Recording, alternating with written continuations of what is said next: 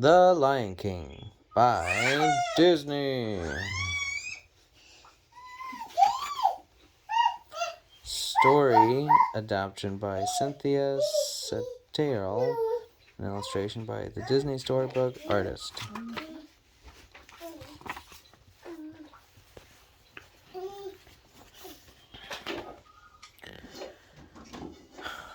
It was a special day in the Pride Lands. As the sun rose over the dusty African plain, animals of every kind journeyed to Pride Rock, home of the mighty Lion King. Elephants, ostriches, zebras, giraffes, elk, deer. The animals were honoring Simba, the newborn lion cub of King Mufasa and Queen Sarabi. One day, the King Club would become the next Lion King. At the presentation ceremony, a wise baboon named Rafiki stood atop Pride Rock and held up the cub for all to see. The animals bowed to their future king. The circle of life. But Scar, the king's jealous brother, wasn't there because he wanted to be next king. King Mufasa was angry that his brother had skipped the ceremony. Afterward, Mufasa and a loyal bird named Zazu found Scar, but Scar didn't seem sorry at all and walked away. "Don't turn your back on me," Mufasa growled. "Perhaps you shouldn't turn your back on me," answered Scar. Young Simba grew quickly. The playful cub wanted to be just like his dad. Simba thought his father was very brave. Whenever hyenas entered the Pride Lands, it was Mufasa's duty to protect the other animals by chasing away the savage hyenas. Early one morning, Mufasa took Simba to the top of Pride Rock. As the sun rose, Mufasa explained, "The circle of life never stops turning. One day the sun will set on my time as ruler and rise with you as king. Then everything the light touches will be yours." Mufasa also warned Simba never to go to the shadowy place. Never go to the shadowy place, Simba.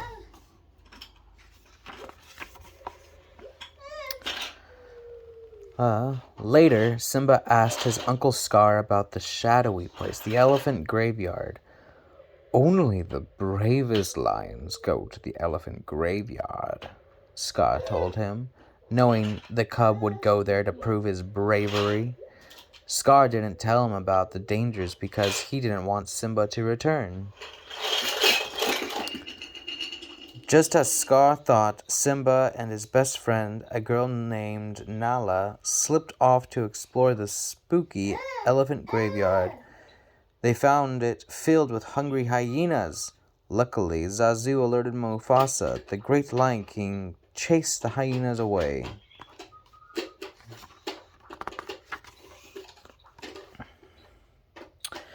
After Zazu took Nala home, Mufasa talked to Simba about what being brave really meant.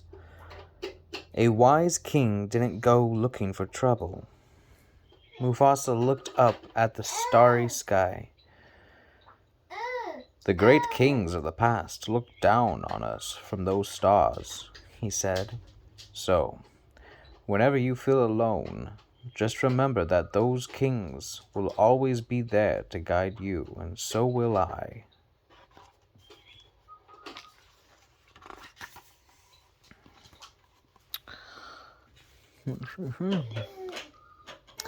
Soon after, Scar had another evil idea.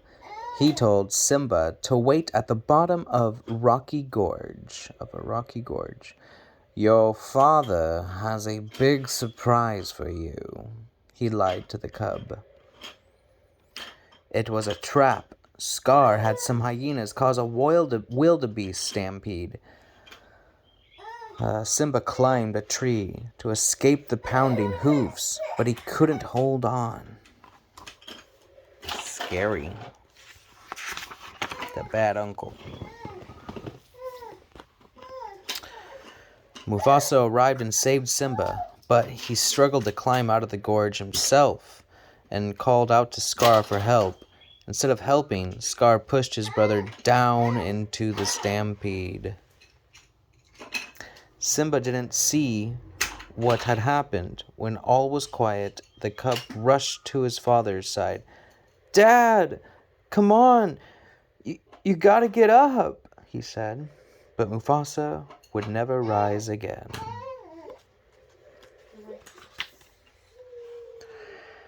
Then Scar appeared.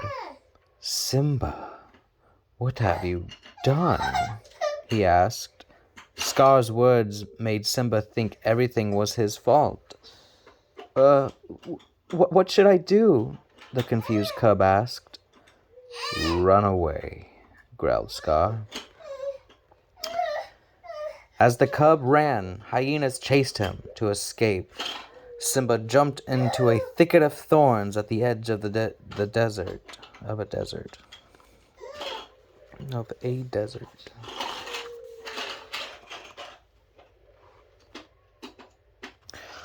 Luckily, Simba was rescued by Timon, a meerkat, and Pumbaa, a warthog.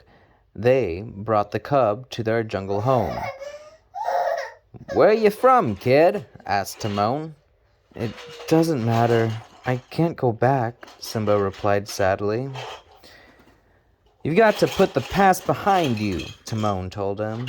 "Hakuna matata. It means no worries." These were the words Timon and Pumbaa lived by.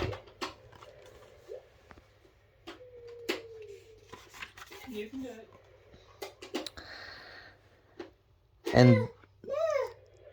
And here's what we live on, Timon told him, showing Simba some colorful bugs. Pumbaa ate one with a slurp. "Slimy but satisfying," promised Pumbaa. Simba eyed his next meal and then quickly swallowed the icky insect. "Slimy but satisfying," he repeated. But Simba loved living with Timon and Pumbaa. Oh, look, he's all grown up now. As the days passed, the little cub grew to be a big lion like his father. Yet Simba never forgot about the Pride Lands. Looking up at the stars one night, Simba remembered what his father had told him. We're the great kings of the past.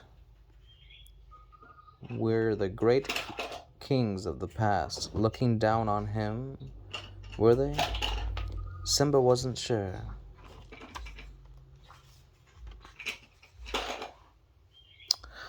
One day, Pumbaa found himself being chased by a hungry lioness. Timon tried to save his friend, but it was Simba who came to their rescue. To Simba's surprise, the lioness was his old friend Nala. Simba was happy to see her.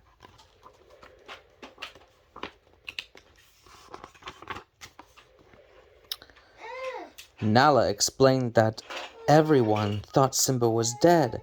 Scar now ruled with the hyenas, but Scar was a terrible king, and the Pride Lands had become a terrible place. The herds were gone, and there was no food or water. Nala told Simba he needed to return and save the Pride Lands because he was the rightful king. "I am no king," Simba told her.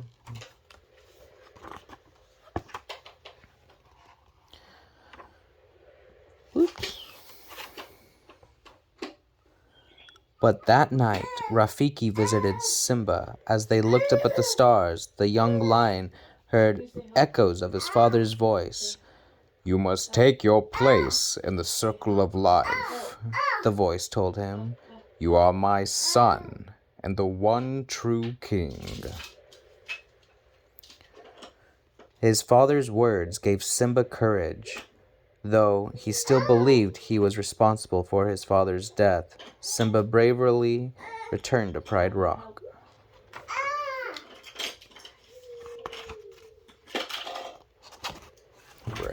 Bravely. At Pride Rock, Scar was blaming Cerebi for the lack of food. Even the hyenas were unhappy and very, very hungry. Then Simba arrived and let out a roar. Scar stared. Mufasa? It can't be. You're dead, he exclaimed. But Cerebi recognized her son.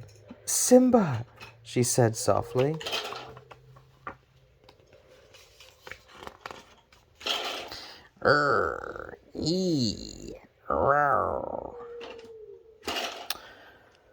I've come to take my place as king, Simba told Scar.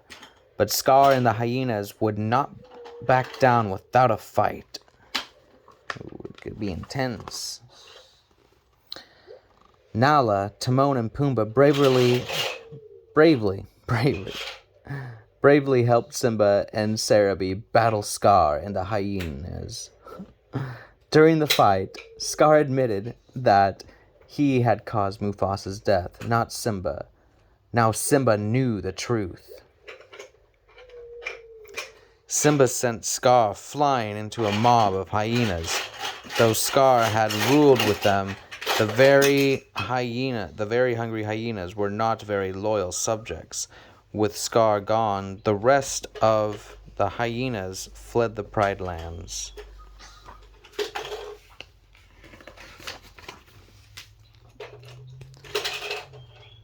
The sun peeked through the clouds as Simba took his rightful place as king. With Nala by his side as queen, the Pride Lands soon became lush, green, and happy again. In time, Simba and Nala watched as their own tiny cub was presented on Pride Rock. The circle of life was turning once again. The circle of life. Fly away. Says Zazu helped Mufasa keep an eye on the Pride Lands, try to spot things as Zazu did, but by looking back through the book and finding the scenes below. Let's see here. I think I know where that one is. I think it's way back here. Oh, I think it's right here. There it is. Page 21. Yeah, alright. See here, where's this one at? I think this one's pretty close by. It's right there. Yep, and that's page 39. And then this one, that one's a good one. I like that one. That one's like a little more towards the beginning. Oh, no, I think it's this. Yep, page 14. And that one, let's see here, is page 31. And the last one right there, I think, is the elephant graveyard. And that one was right here. Ta-da! Page 13. And that is The Lion King.